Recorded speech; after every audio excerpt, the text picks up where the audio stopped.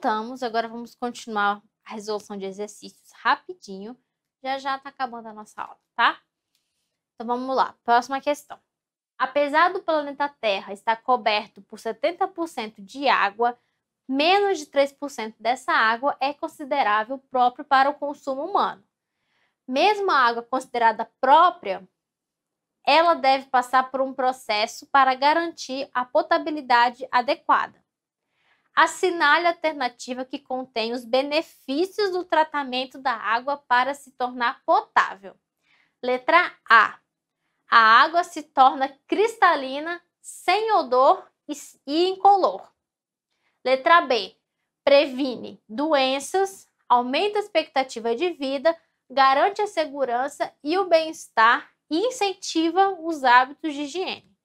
Letra C, mantém a limpeza urbana e aumenta a expectativa de vida. E a letra D, pode ser usada para ingestão, preparar alimentos e higiene pessoal. Então, o que a questão está falando? Está falando sobre a quantidade de água que temos no planeta e que desse total de água, apenas 3% é considerada própria para o consumo, mas mesmo sendo própria, ela precisa passar por um tratamento. E qual que é o benefício desse tratamento da água? Eu falei isso bem no iniciozinho da aula. Quais são os benefícios do tratamento da água para ela se tornar potável? Os benefícios são, não vou nem enrolar muito você, tá? Os benefícios são prevenir contra doenças transmissíveis pela água, aumentar a expectativa de vida da população, garantir a segurança e o bem-estar do consumidor e incentivar os hábitos de higiene. Esses são os objetivos do tratamento de água, tratamento para água potável. Letra B. Os outros, realmente a água se torna cristalina, sem cor, sem odor, ela pode ser usada para ingestão, preparar alimento, tudo mais. Só que não é o objetivo do tratamento. A água é tratada para prevenir doença, aumentar a expectativa de vida. Esses sim são os benefícios do tratamento da água. Por isso que a água é tratada. Próximo. De acordo com a Lei 11.445 de 2007, Marco Regulatório de Saneamento Básico, julgue o próximo item. O citado Marco Regulatório considera que saneamento básico se refere tão somente ao abastecimento de água potável e esgotamento sanitário. Essa daí tá muito tranquila, não?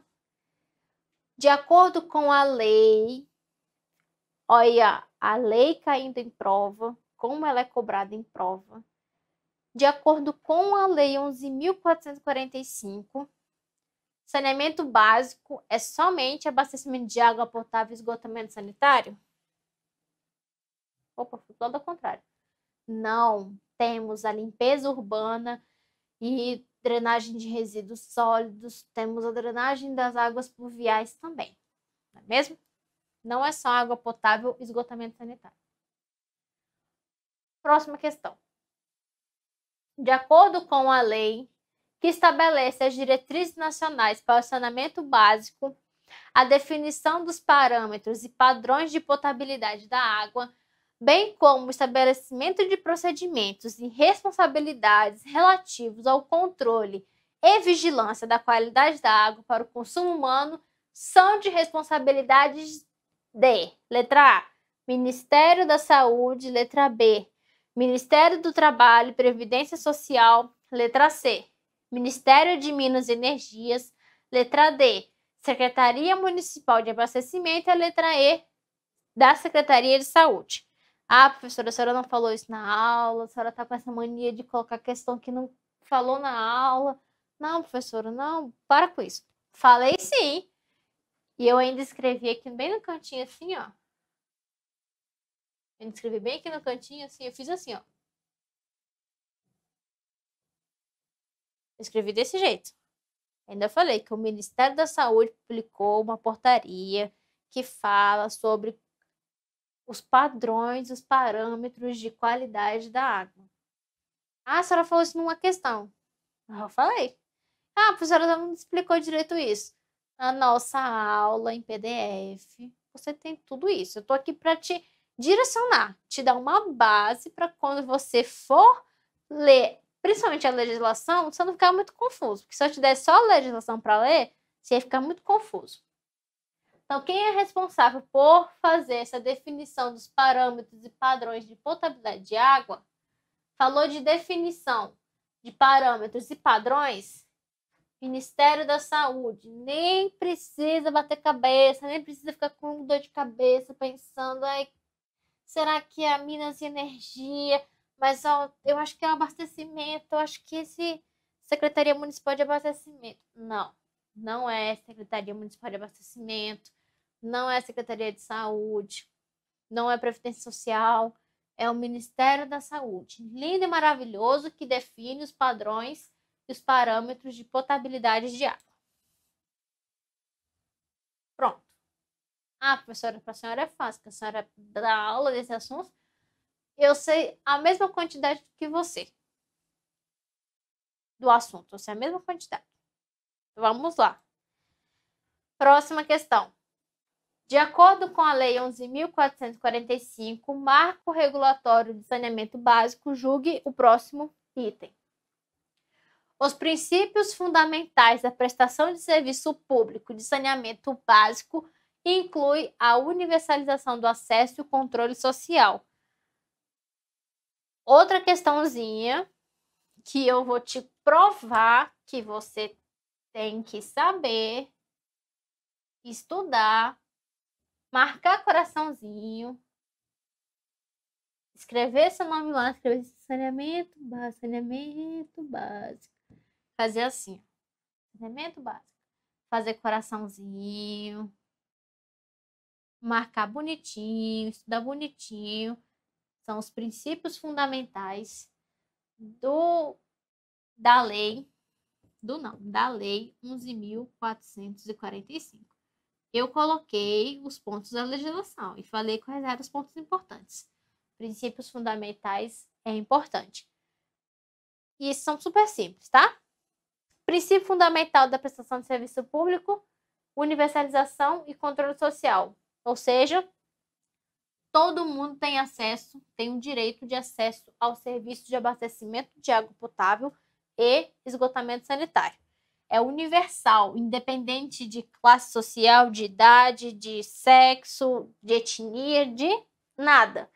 Não tem nenhuma limitação. É universal. Todos têm direito ao acesso ao serviço de saneamento básico público. E o controle social é a participação da população em saber como que está feito, como está sendo prestado esse serviço de saneamento básico. Está sendo adequado, se não está sendo adequado, se o tratamento da água está sendo eficiente, se estão fazendo, se o governo, se o Distrito Federal está cuidando do esgoto, está realmente fazendo o tratamento correto do esgoto. Então, o controle social é também uma garantia, é um princípio fundamental da prestação de serviço de saneamento básico. Próximo. Nos termos da Lei 11.445, a Lei de Diretrizes Nacionais para o Saneamento Básico, assinale a afirmativa que indica o serviço público que não pode ser considerado como saneamento básico.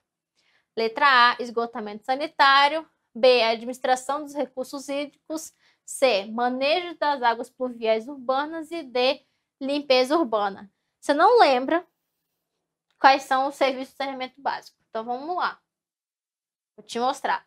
Esgotamento sanitário. Você estudou comigo sobre esgoto, sistema de esgoto, estação de tratamento de esgoto? Você até viu umas fotinhas de umas estações de tratamento de esgoto de Brasília.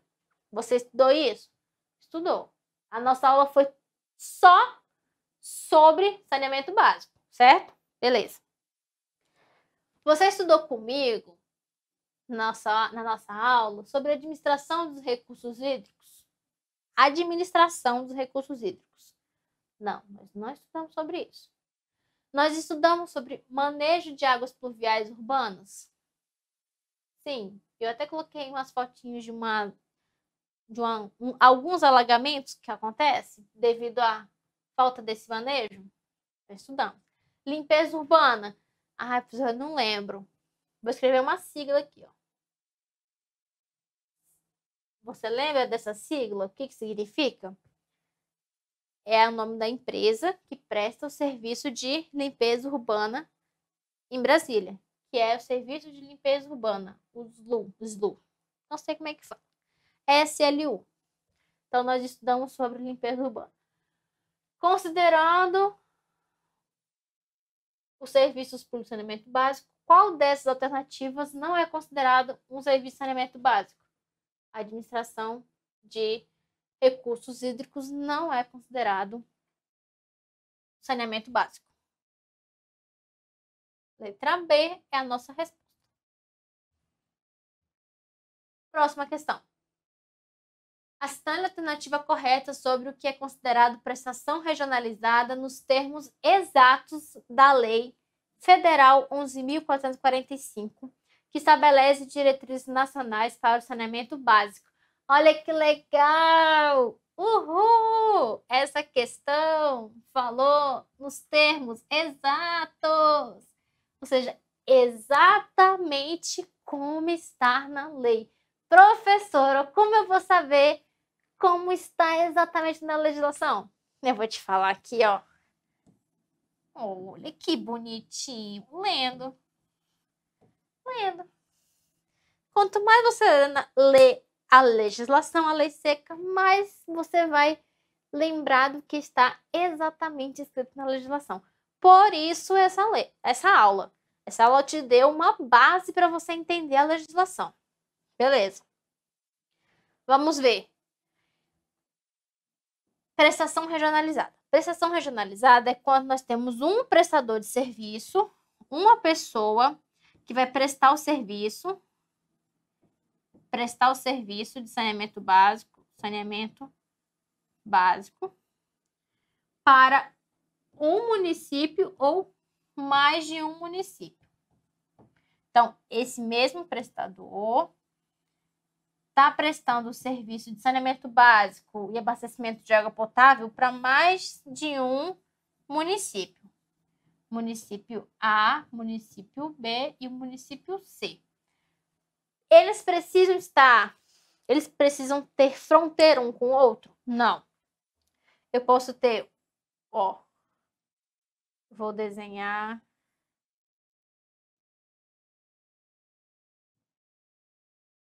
O objetivo aqui não é ficar bonito, tá?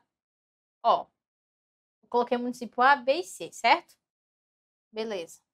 Vamos supor que o município A seja este, o B seja este e o C seja este. Eles fazem fronteira um com o outro? Eles têm limites de fronteira um com o outro? Não. Mas esse prestador X presta o serviço de saneamento básico para o município A, B e C. Quando eu tenho um prestador de serviço público, saneamento básico, executando o serviço para um ou mais municípios, mesmo que eles não sejam vizinhos, eu estou diante de uma prestação regionalizada. Entenderam? Um prestador que executa o serviço de saneamento básico para um ou mais municípios, estando eles conectados, tendo fronteira um com o outro ou não. Beleza. Agora vamos ler a alternativa. Prestação regionalizada é aquela em que mais de um prestador atende a um único titular. Letra B. Aquela em que um único prestador atende um único titular. Letra C. Aquela em que um único prestador atende a 2 ou mais titulares. E a letra D. Aquela em que um único prestador atende a toda uma região metropolitana. Você olha aqui, você já descarta essa daqui, ó. Mais de um prestador? Não, eu falei um prestador só. Aí você ficou com a B, C e D.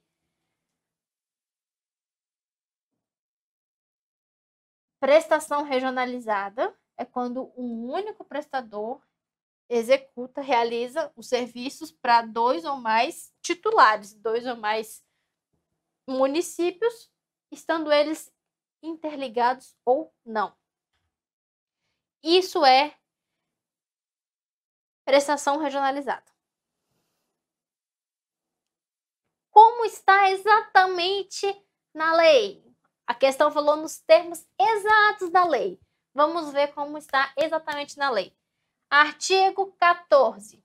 A prestação regionalizada de serviços públicos de saneamento básico é caracterizada por um único prestador do serviço para vários municípios, contínuos ou não. Que ele falou a palavra que eu queria. Contínuos ou não. Então, o desenhozinho que eu fiz, tá certo. Prestação regionalizada é quando um único prestador executa, realiza o serviço para vários municípios, estando eles contínuos, seja eles contínuos ou não. Por isso, a nossa resposta é a letra C. Entendido o que é prestação regionalizada?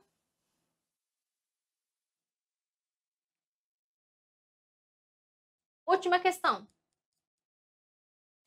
De acordo com a Lei 11.445, de 5 de janeiro de 2007, que estabelece diretrizes nacionais para o saneamento básico, a entidade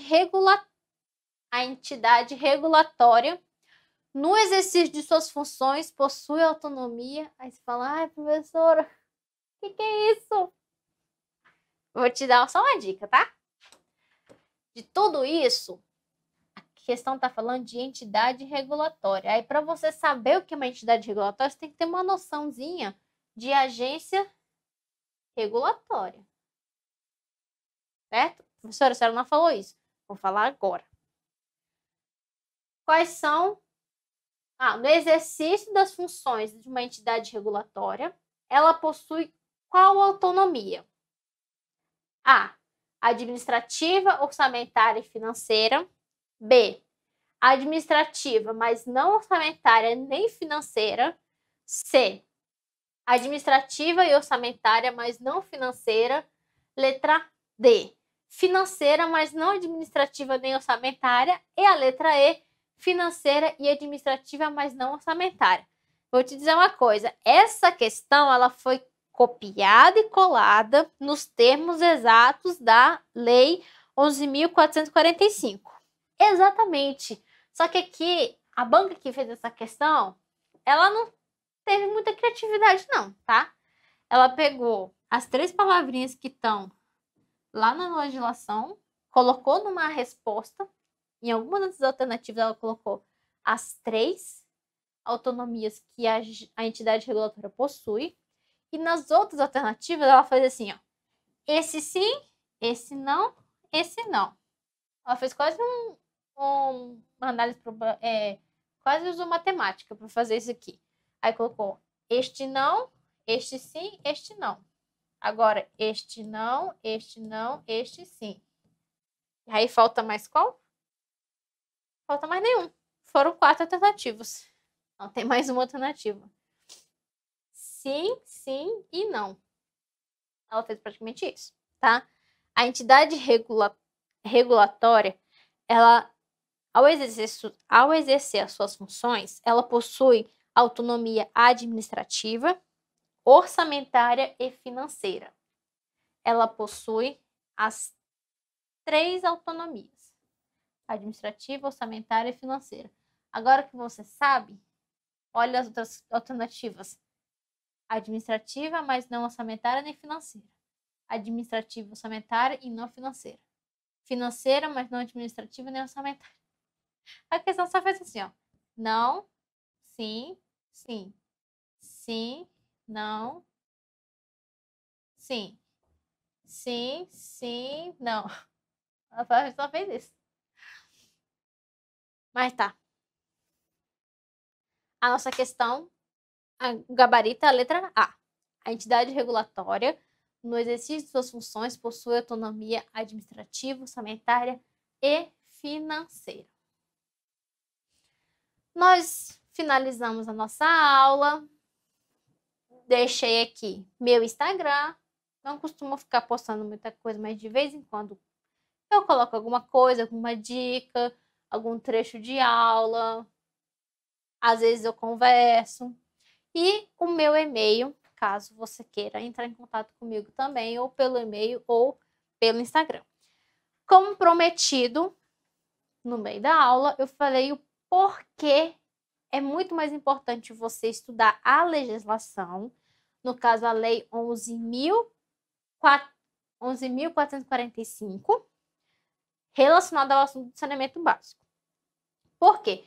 Os outros assuntos são assuntos que você encontra em vários lugares.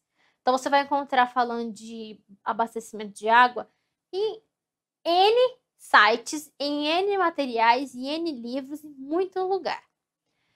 Sobre esgotamento sanitário, a mesma coisa, drenagem de resíduos sólidos, limpeza urbana, porque são assuntos que as pessoas estão falando, estão estudando, estão pesquisando. É uma procura muito grande de conscientizar a população em fazer a coleta seletiva do lixo, em economizar água, fazer todas essas coisas. Então, a gama de opções que você tem para estudar sobre esses assuntos, esses serviços de saneamento básico, são imensos. O que a banca prefere? Prefere pegar um conteúdo, um assunto, uma base que ela vai ter só aquilo para se basear. Então, por exemplo, na legislação, não tem para onde fugir. Você não vai, se você for estudar diretrizes nacionais de saneamento básico, colocar no Google, a primeira coisa que vai aparecer é a lei. Então, é muito mais fácil para a banca pegar a lei, tirar trechos da lei e colocar na prova. Por quê?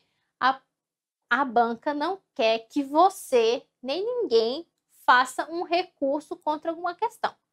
Então, ela tem que tomar muito cuidado quando ela pegar algum assunto e se basear em basear algum livro, algum artigo, alguma coisa para aquele assunto. Pode cair falando sobre tratamento de água, de esgoto, de tudo aquelas outras coisas? Pode. Por que pode? Você viu que tem questões que cobram isso. Então, pode sim cair sobre isso. Mas eu aconselho muito mais, estude esses assuntos, entenda a base, entenda o conceito, saiba o que é, pelo menos o básico, o que é tratamento de esgoto, tratamento de água, as etapas, o básico. Onde você precisa se preocupar mais é com a legislação, porque a legislação pode ser muito mais cobrada. Pode cobrar o que é prestação regionalizada, quais são os serviços de saneamento básico. As nossas últimas questões foram basicamente da legislação. Então, a minha dica é, estuda sobre as outras coisas? Estuda, porque está no seu edital, você tem que pelo menos saber um pouco, tá preparado. Mas dê mais prioridade, cuide mais da legislação. Então, agora que você assistiu a aula, se você não leu o PDF, leia o PDF e depois você vai resolver os exercícios. E aí você vai ver que tá tudo muito tranquilo. No PDF, os exercícios todos têm comentário. Então, dependente da questão, eu trago um comentário, seja ele curto ou longo, eu comento os exercícios, para você ver que você não precisa ser especialista. Tenha calma, respira, leia a legislação. Depois de tudo, é imprescritível que você, é indispensável você ler a legislação. Tenha que ler a legislação, tá? Eu espero que eu tenha ajudado, que tenha ficado claro o assunto, que você tenha compreendido, tenha visualizado bem cada um dos pontos, cada um dos serviços de saneamento básico, seja água potável, esgotamento, limpeza urbana, drenagem de águas pluviais. Eu espero que isso te ajude muito na hora de ler a legislação e resolver exercícios. Caso você tenha alguma dúvida durante o seu estudo, durante a resolução de questões, alguma dúvida em relação ao material, pode entrar em contato comigo ou pelo meu Instagram ou pelo meu e-mail, que eu tenho o maior prazer em responder e te ajudar. Então tá aqui novamente o Instagram e o e-mail. E eu espero você na próxima aula. E eu espero receber sua mensagem dizendo que você foi aprovado na prova, quero vê-lo tomando posse na Adasa, certo? Então, um grande abraço, fique com Deus e até a próxima aula.